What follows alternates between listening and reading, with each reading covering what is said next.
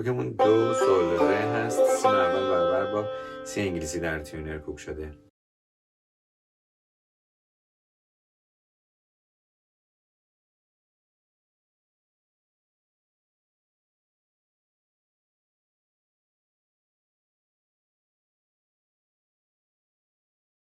در این قطعه سی بمول، می بمول و فا دیز داریم.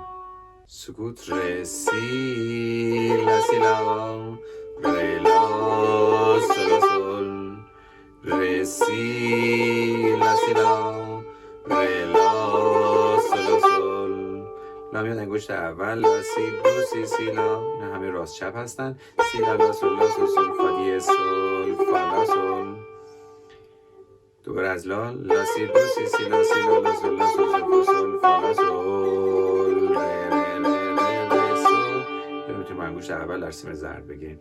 ر ر ر ر سول ر سی سی لا لا سول سول فا سول لا ر سی سی لا لا سول سول فا سول لا لا دو دو سی سی لا لا سول لا سی سی ر دو سی لا سی دو سی لا سول لا سی لا سول فا سول.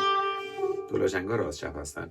سی ر دو سی لا سی دو سی لا راست چپ راست راست راست سول لا سی لا سول فا سول ر ر ر سول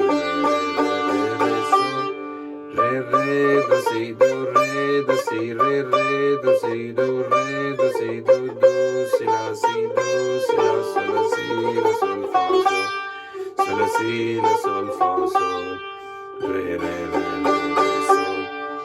چون دالسنی و آلفینه نوشته برمیگردیم از علامت دالسنیو میزنیم تا قسمتی که فینه نوشته. ر ر سول سی سی لا لا سول سول فا سول لا ر سی سی لا لا سول سول فا سول لا لا دو دو سی سی لا لا سول لا سی سی ر دو سی لا سی دو سی لا سول لا سی لا سول فا سول لا ر دو سی لا سی دو سی لا سول لا سی لا سول فا سول.